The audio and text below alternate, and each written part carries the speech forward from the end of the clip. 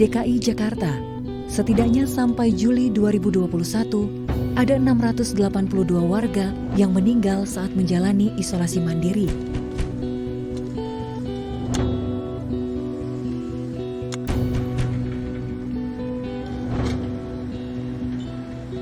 Sayangnya, Gubernur Anies Baswedan mengaku tidak memiliki data detail terkait pasien COVID-19 yang meninggal saat isolasi mandiri.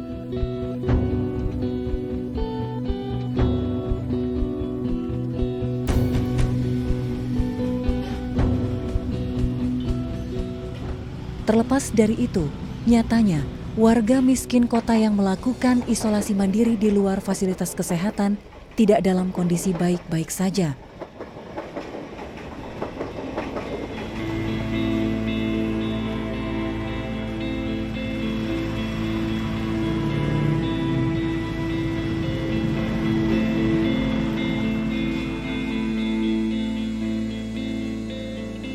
Lambannya penanganan pemerintah, rumah yang tidak memadai, dan kesiapsiagaan warga sekitar menjadi faktor utama mereka tidak tertangani dengan baik.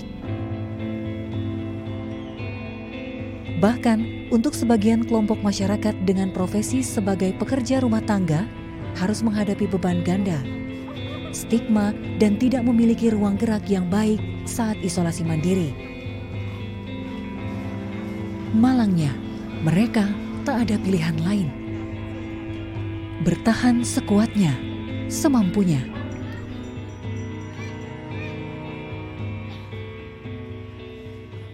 Ya kita pahamlah gitu betapa bahayanya COVID ini. Ketika ada orang yang melakukan isoman dan tempatnya tidak memadai, ya kami khawatir. Khawatir banget itu akan memapar ke yang lain. Dan kami juga nggak bisa jamin orang isoman itu tidak akan keluar rumah. Memang puncaknya banyaknya dalam bulan-bulan ini ya. Kawan-kawan itu yang kena COVID, harus isoman, harus menyediakan obat, menyediakan makanan-makanan yang bergizi gitu, yang itu tentu saja nggak mudah. Ada slogan yang tidak terlihat, memang bagi kami kelihatan jelas, orang miskin dilarang sakit.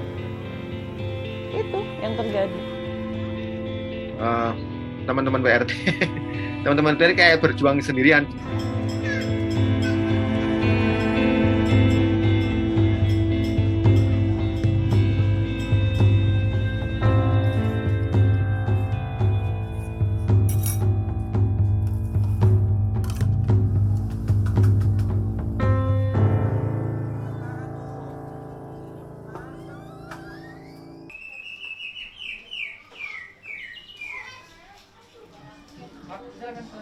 Silakan Bu.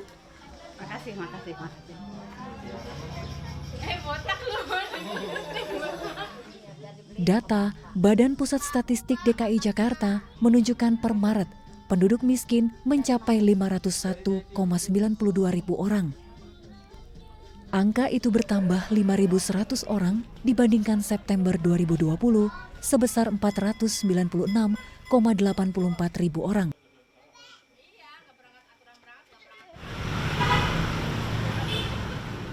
Tingkat kemiskinan DKI Jakarta mencapai 4,72% dari total penduduk Jakarta.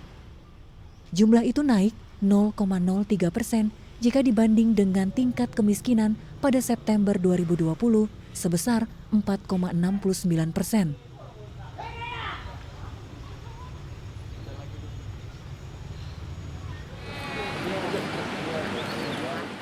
Hingga 20 Juli 2021, ada 94.673 warga DKI Jakarta yang masih menjalani perawatan COVID-19. Baik di Wisma Atlet, rumah sakit, atau isolasi mandiri di rumah. Ya nanti kalau keluar rumah wajib nih hukumnya nih kalau udah dikasih masker nih. Nahasnya, sebagian besar warga yang melakukan isolasi mandiri kurang mendapat tempat yang layak untuk menjalani penyembuhan. Nah, yang ini nih. Ini dihuni sama anak saya nih. Anak saya, ponakan saya nih. Ya sekitar 3 atau 4 orang lah tiap malam nih.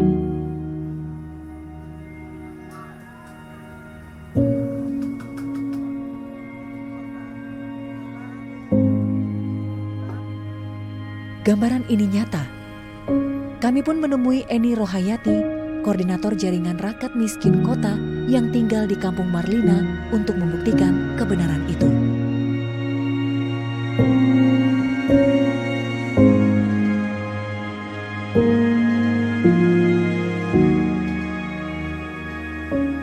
Ini gambaran rumah saya sendiri ya, ukurannya itu 28 kali 6. Saya dihuni 4 orang ya, saya, suami saya dan 2 anak saya.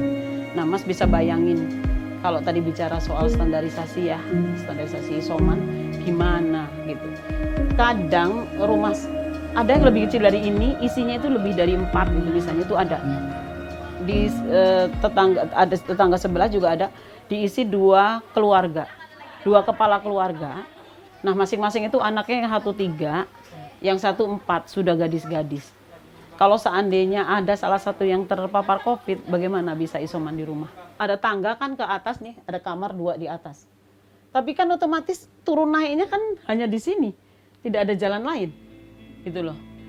Ya, jadi kita nggak bisa bilang bahwa isoman di rumah itu tidak akan memapar ke yang lain. Mari kita bekerja sama menjaga lingkungan kita agar tetap terhindar dari penularan COVID-19 dengan protokol kesehatan, ya, memakai masker, menjaga jarak, dan mencuci tangan sesering mungkin.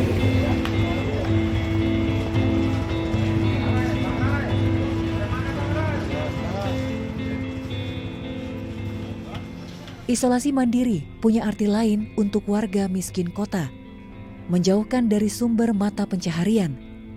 Jadi tak heran jika ada beberapa warga yang dengan gejala COVID-19 tidak melaporkan kondisinya. Mereka lebih baik diam agar bisa terus beraktivitas. Pilihan itu diambil dengan banyak resiko tentunya.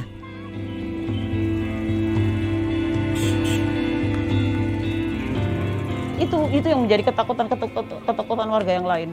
Sehingga ketika dia merasakan ada gejala-gejala yang mengarah ke COVID, mereka lebih baik diam.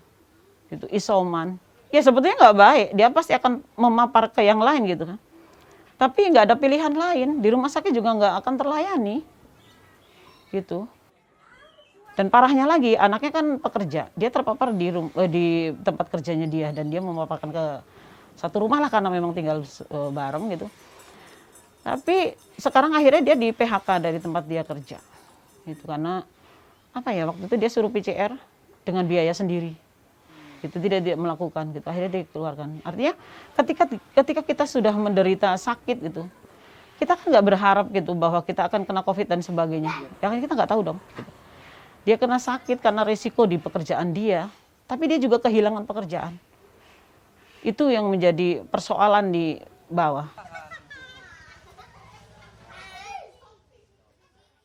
Kita mau ngapain dengan kondisi yang seperti ini, dengan kematian yang tinggi, dengan orang-orang sakit, bahkan para pengurus juga sakit. Apa yang bisa kita lakukan? Saya bilang kita coba penggalangan dana gitu kalau memang bisa gitu. Kalaupun tidak ya apa yang kita punya mari kita bareng-bareng lah gitu. Kita juga bantu orang yang isoman. Bagaimana kita mensuplai makan, kebutuhan makan untuk keluarga yang melakukan isolasi. Itu kita lakukan juga membuat dapur umum.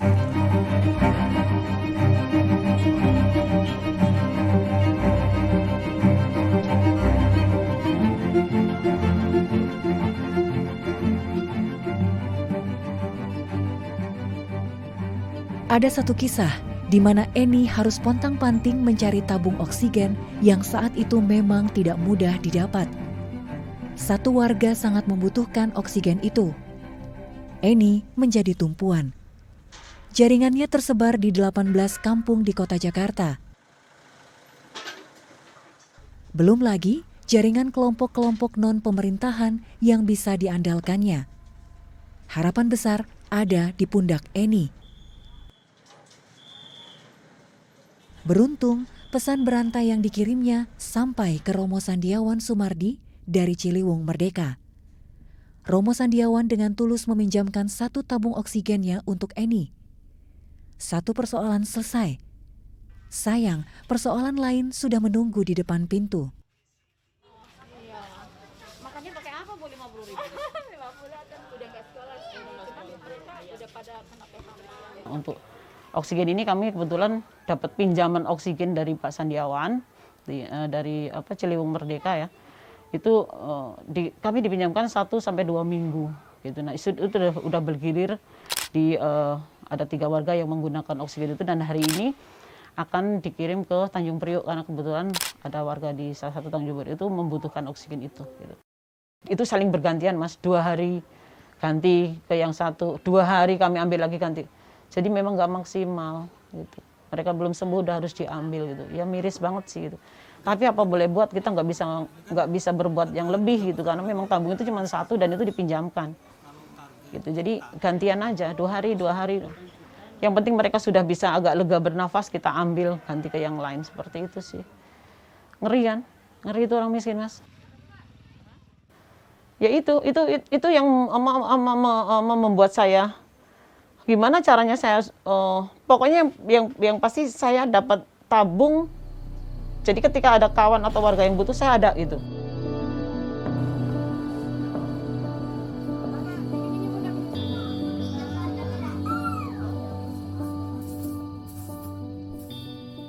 Kelompok marginal lain yang tak bisa dilupakan adalah pekerja rumah tangga. Di masa pandemi ini, banyak sudah persoalan yang mereka hadapi. Dari total 4.000 PRT di Jakarta, sebesar 97% tinggal di rumah petak yang sangat berhimpitan.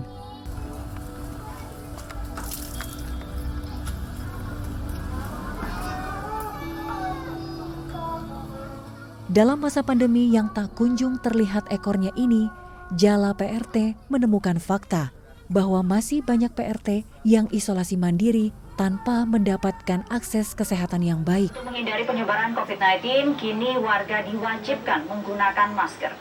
Sementara itu, pengamat ekonomi dari Indef, Afiliani, memperkirakan dengan kondisi dan situasi saat ini, jumlah masyarakat miskin akan bertambah. Sulitnya mencari uang tentu sangat dirasakan. Untuk mengetahui bagaimana cara mereka bertahan dan bersiasat selama menjalani isolasi mandiri, kami menemukan Mulyawati, anak dari Sumi Samyam.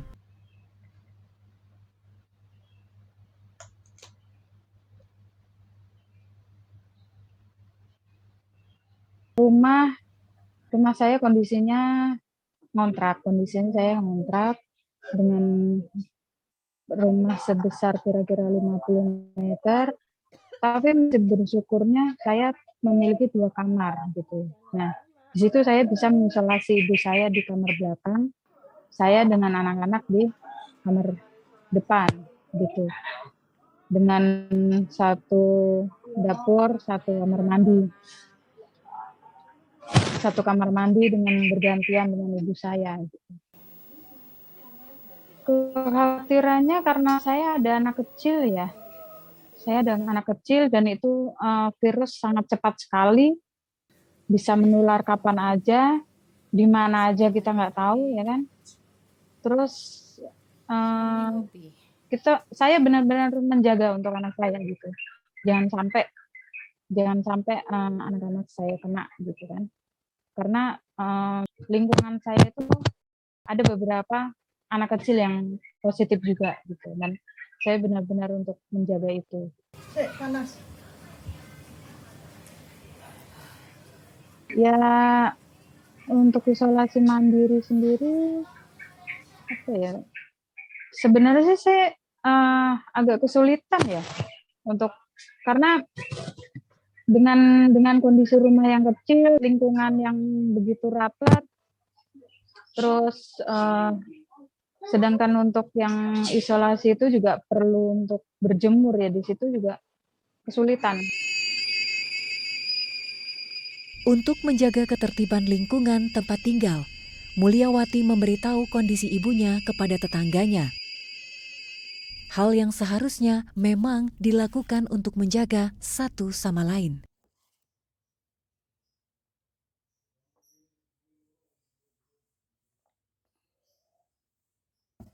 Ya mau nggak mau bisa dibilang begitu ya, pasrah dengan kondisi yang seperti ini. Kita nggak tahu bisa terpapar kapan aja gitu, cuman sebisa mungkin untuk selalu menjaga gitu. Itu aja sih, ya bisa dibilang pasrah.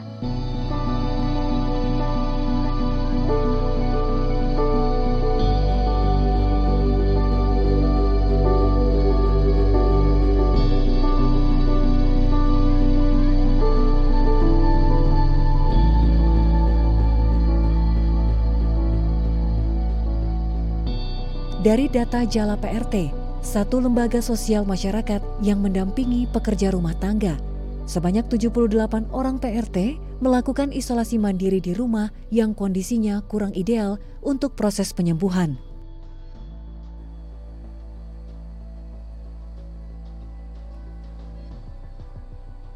Kabar dukanya, selama Juli 2021, ada 4 orang pekerja rumah tangga meninggal akibat COVID-19.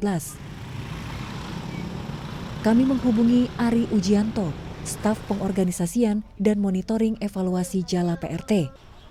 Kami ingin mengumpulkan data dan cerita tentang PRT di ibu kota. Banyak hal yang harus dihadapi teman-teman PRT, belum lagi isomannya. Sekarang ini kalau misalnya di Jabodetabek itu kan nggak mungkin dapatkan rumah sakit, ya, nggak mungkin ke Wisma Atlet dan sebagainya. Jadi harus isoman. Nah, isoman ini rata-rata kontrakan, ya, teman-teman itu kan kontrak ruangannya kecil, harus berbagi dengan anggota keluarga. Ini sudah kerepotan tersendiri. Kamar mandinya cuma satu, ya. Kemudian ruangannya sempit, bagaimana yang keluarga yang menjaga keluarga yang lain tidak terpapar. Jadi begitu repotnya gitu ya. Banyak PRT itu yang isoman itu kesulitan di pemenuhan gizi maupun obat-obatan karena mereka menjadi tulang punggung. Jadi beberapa pihak kan bilang bahwa pembantu PRT itu pembantu gitu ya, membantu suaminya. Enggak. Kalau teman-teman Jakarta justru mereka menjadi tulang punggung. Ketika mereka kena COVID ini, ya sudah, keluarganya akan kerepotan sekali. Sekarang di rumah itu nggak bisa kerja. Orang nggak punya duit, orang nggak bisa kerja. Kita juga perlu waspada untuk teman-teman yang isoman yang terpapar ini agar tidak sampai dalam kondisi yang buruk seperti itu. Nah, makanya kita berupaya semaksimal mungkin untuk teman-teman itu, ya tidak hanya sekedar ini ya, tidak hanya sekedar obat-obatan, tapi juga informasi-informasi ya, dalam kondisi seperti ini bagaimana harus dilakukan gitu ya. Misalnya kalau teman-teman sesak napas, itu usaha-usaha seperti apa, kita informasi terus kita berikan hal-hal yang informasi yang bagus bagi kawan-kawan PRT itu, khususnya yang isoman itu. Jadi tidak hanya sekedar makanan, obat-obatan, tapi juga informasi bagaimana mengatasi persoalan-persoalan yang biasa dihadapi teman-teman isoman. Dari JRMK untuk Ibu mudah-mudahan bisa untuk menambah modal ya, dalam Ibu, tapi tidak bisa banyak, ya, tapi mudah-mudahan bisa meringankan beban Ibu. Selama 7 hari Ibu jangan pernah beban. Pada akhirnya, gerakan dari warga untuk wargalah yang mampu menyelamatkan nyawa sesama. Selama pandemi, rentan Maret 2020 hingga Juli 2021, Jaringan Rakyat Miskin Kota sudah memberikan dana pengganti aktivitas sebesar Rp560.000.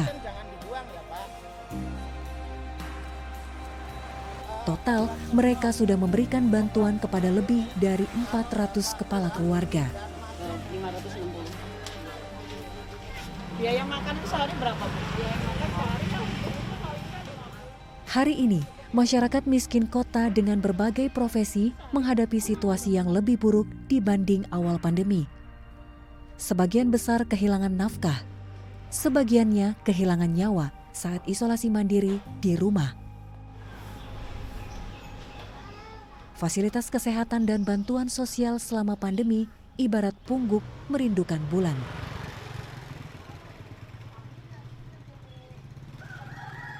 Nggak adil, Mas. Nggak adil banget.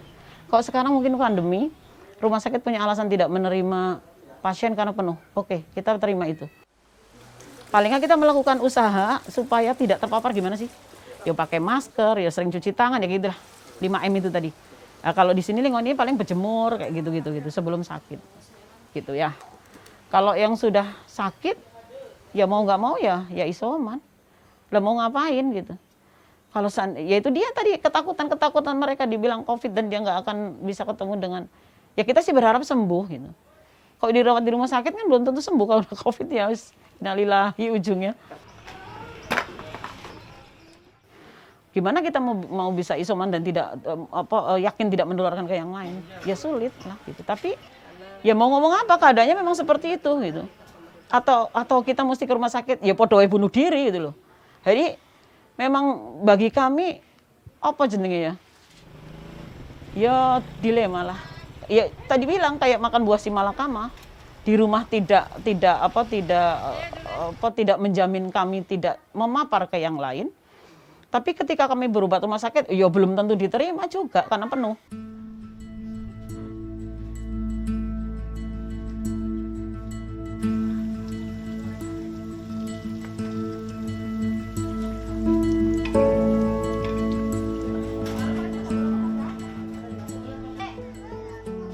Saya khawatir kondisi kawan-kawan PRT itu semakin memburuk, khususnya yang isoman itu.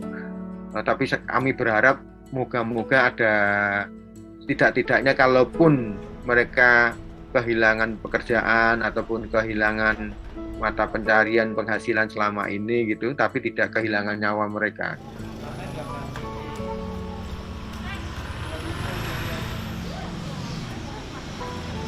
Bahwa ketika masyarakat miskin kota ini melakukan isoman itu tidak ada standarisasi. Tidak ada yang bisa menjamin bahwa itu standar atau tidak. Gitu. Itu yang harus dilihat oleh pemerintah. Gitu. Kan kadang-kadang pemerintah kita lupa. Dia punya warga yang kayak gini, yang kayak kita gini. Wong yang kelas menengah aja kesusahan, apalagi yang miskin.